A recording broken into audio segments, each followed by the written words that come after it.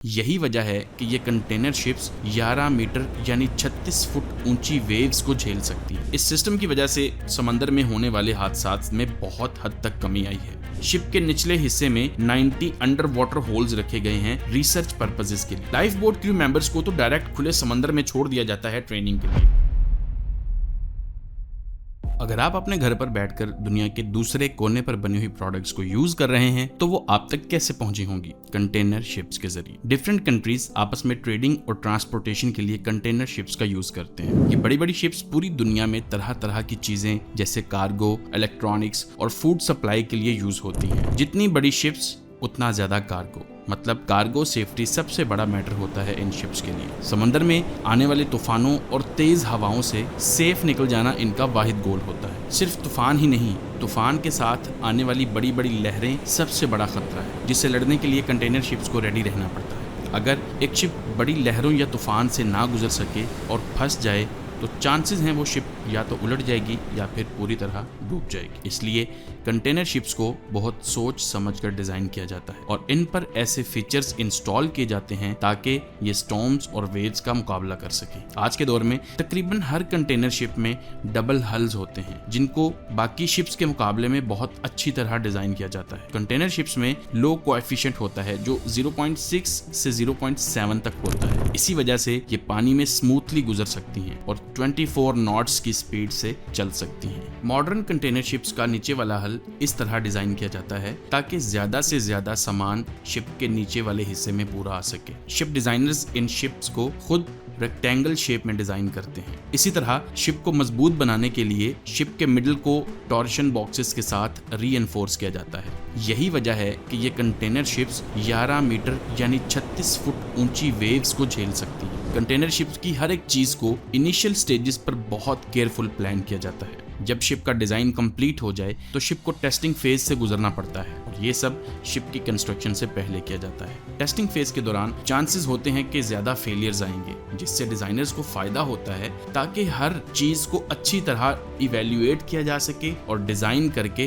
Refine किया जा सके। मिसाल के तौर पर मैरीटाइम रिसर्च इंस्टीट्यूट जो नेदरलैंड्स में है, यहाँ मॉडलिंग टेक्निक्स यूज की जाती है जिसमें एक शिप को रियल लाइफ सिनेरियो में डेवलप करके टेस्ट किया जाता है। इस रिसर्च फैसिलिटी में स्पेशल मॉडलिंग टूल्स यूज किए जाते हैं जिनकी मदद से कंटेनर शिप्स को रियल लाइफ कंडीशंस में आसान होता है टेस्ट करना। यानी तेज हवाएं, ऊंची लहरें, पानी की गहराई और इसके अलावा कई चीजों से शिप के मॉडल को रियल टाइम पर टेस्ट किया जाता है। क्यों? ताकि हर चीज का एनालिसिस बिल्कुल एक्यूरेट हो सके। रिसर्चर्स का कहना है कि कंटेनर शिप्स की नेविगेशन वैसे तो स्मूथ होती है, लेकिन एक्सट्रीम वेदर कंडीशंस जैसे कि तूफान या बड़ी लहरों से इन शिप्स को खतरा होता है।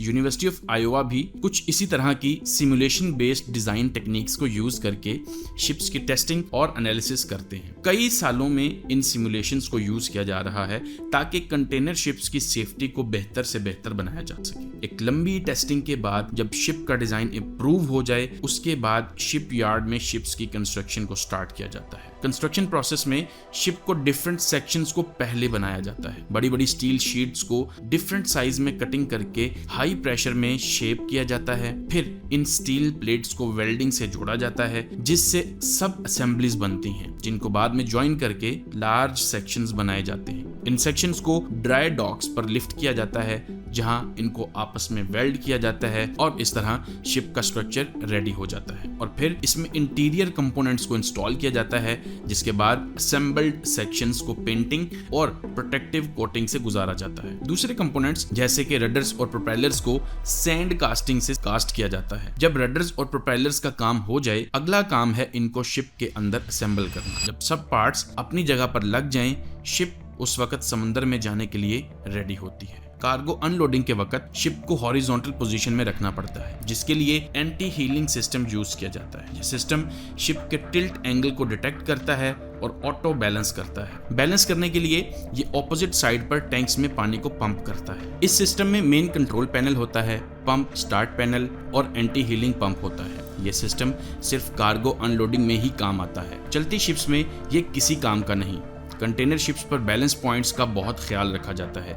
ये बैलेंस पॉइंट्स शिप की स्टेबिलिटी के बारे में इंफॉर्मेशन देते हैं। शिप एक्सीडेंट्स की सबसे बड़ी वजह होती है जब क्रू शिप की स्टेबिलिटी कैलकुलेशंस ठीक से ना कर सके। इसलिए क्रू मेंबर्स को खुद इन बैलेंस पॉइंट्स का ध्यान रखना पड़ता है। अगर क्रू अच्छे तरीके से इन बैलेंस पॉइंट्स का ख्याल रख लें तो शिप बुरे से बुरे मौसमी हालात से बच सकती है। कंटेनर शिप्स ही नहीं बल्कि दूसरी टाइप्स की शिप्स में भी स्टेबिलिटी डिवाइसेस यूज होती हैं। इनमें से एक डिवाइस का नाम है बिल्ज कील्स। ये इस तरह के फिन्स हैं जो शिप के हल पर दोनों साइड्स पर लगाए जाते हैं और पूरी शिप की लेंथ तक जाते हैं। बिल्ज कील्स की वजह से शिप तेज स्पीड पर खुद को स्टेबल रख सकती है और इसके अलावा स्टेबिलिटी के लिए शिप में एक्टिव रोलिंग टैंक्स का भी यूज किया जाता है। ये टैंक शिप की पोजीशन को स्टेबलाइज करते हैं जब ये लेफ्ट या राइट पर टिल्ट करती है। जैसे ही शिप टिल्ट करती है उसके ऑपोजिट डायरेक्शन में वाटर पंप होता है जिससे शिप की रोलिंग मोशन कम हो जाती है। दो तरह की एंटी रोलिंग टैंक्स होते हैं, active and passive. Active rolling tanks में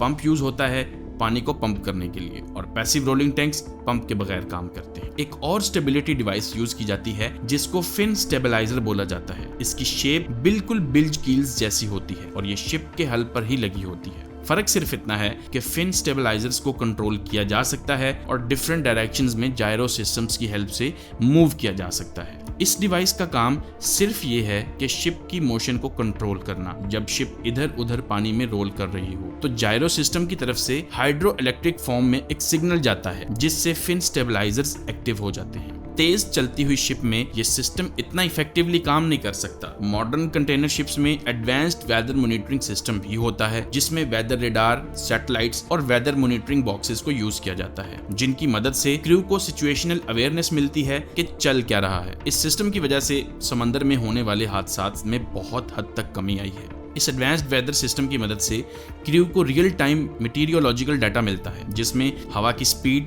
लहरों की ऊंचाई, टेम्परेचर्स और बैरोमेट्रिक प्रेशर का पता चलता है। ये डेटा हर 5 मिनट बाद अपडेट होता है जिससे क्रू खतरे को अच्छे से समझकर सही फैसला करके सेफ्टी का रास्ता ले सकते हैं। ये वेदर सिस्टम रास्ते में आने वाले स्टॉर्म्स की वार्निंग भी दे देता है जिससे शिप का क्रू उसी हिसाब से शिप की स्पीड और डायरेक्शन को एडजस्ट करके सेफ्टी की तरफ निकल सकते हैं। इस एडवांस्ड वेदर सिस्टम ने बहुत सारे शिप्स को कोलिजन और उलटने से भी बचाया है। दूसरी तरफ फ्लोटिंग इंस्ट्रूमेंट प्लेटफॉर्म से भी बहुत डेटा कलेक्ट होता है। कंटेनर शिप्स हॉरिजॉन्टल और वर्टिकल दोनों पोजीशंस में रोटेट कर सकती हैं। शिप के निचले हिस्से में 90 अंडर वाटर होल्स रखे गए हैं रिसर्च पर्पसेस के लिए। इन्हीं की वजह से शिप खतरनाक तूफान में भी स्टेबल रहती है, लेकिन इसके बावजूद कंटेनर शिप का समंदर में सफर बिल्कुल स्मूथ नहीं चल सकता। कभी कभी तो इन शिप्स को सबसे बेरहम मौसम का सामना भी करना पड़ता है। अच्छी बात यह है कि इन शिप्स में एडवांस्ड टेक्नोलॉजी और इक्विपमेंट्स यूज होते हैं और साथ में होता है ट्रेन्ड और एक्सपीरियंस्ड स्टाफ। शिप के क्रू मेंबर्स को इमरजेंसी प्रोसीजर्स की भी ट्रेनिंग दी जाती है। ये ट्रेनिंग इंतहाई सख्त होती है जिसके बगैर कोई भी क्रू मेंबर शिप पर जा नहीं सकता। इनमें से एक ट्रेनिंग जो कि है नेविगेशन ट्रेनिंग। इसके लिए क्रू को एक रियल शिप पर लाकर ट्रेनिंग देनी पड़ती है जो कि एक बहुत ही रिस्की काम होता है। इस ट्रेनिंग सिस्टम को एम्पलीफाई करने के लिए कंप्यूटर बेस्ड सिमुलेशन के साथ ट्रेनिंग सेंटर्स भी बनाए गए हैं जिनको मेरीन सिमुलेटर्स कहा जाता है। इन सिमुलेशंस में एक बंदा सेफ्टी के साथ ट्रेनिंग लेके शिप के बारे में सब कुछ सीख सकता है। सिमुलेशंस में एक डेडिकेटेड रूम होता है जिसमें टेस्टिंग और ट्रेनिंग दी जाती है और इसी रूम में ज्यादातर क्रू मेंबर्स को तरह तरह के सिनेरियो से गुजारा जाता है। इस तरह क्रू मेंबर्स के मुश्किल हालात में सब्र का पता चल जाता है। सिमुलेटेड ट्रेनिंग रूम्स सबसे कामयाब और सस्ता तरीका है क्रू को ट्रेन करने का। हर तरह के मौसमी हालात की सिमुलेशंस को बना के क्रू मेंबर्स को रियलिस्टिक ट्रेनिंग मिलती है जो उनके ब्रेन को ट्रेन करती है इमरजेंसी सिचुएशंस के लिए। इसी तरह क्रू मेंबर्स आपस में कोलैबोरेट करना और कम्युनिकेट करना भी सीखते हैं। कंटेनर शिप्स ही नहीं, लाइफ बोट के क्रूज को भी इसी तरह ट्रेनिंग दी जाती है रेस्क्यू मिशंस के लिए। इस मकसद के लिए एक institute, royal national life boat institution, जिसमें बहुत सारे प्रोग्राम्स ऑफर किए जाते हैं, भी बनाया गया है। लाइफ बोट क्रू मेंबर्स को तो डायरेक्ट खुले समंदर में छोड़ दिया जाता है ट्रेनिंग के लिए ताकि जितना ज्यादा हो सके ये रियल हालात से निपटना सीख सके। इसी के साथ इस वीडियो का इख्तिताम करते हैं। वीडियो अच्छी लगी हो तो लाइक कर दीजिएगा और इसी तरह के कंटेंट के लिए हमारे चैनल को सब्सक्राइब कर लीजिए। मिलते हैं अगली वीडियो में। अल्लाह हाफिज।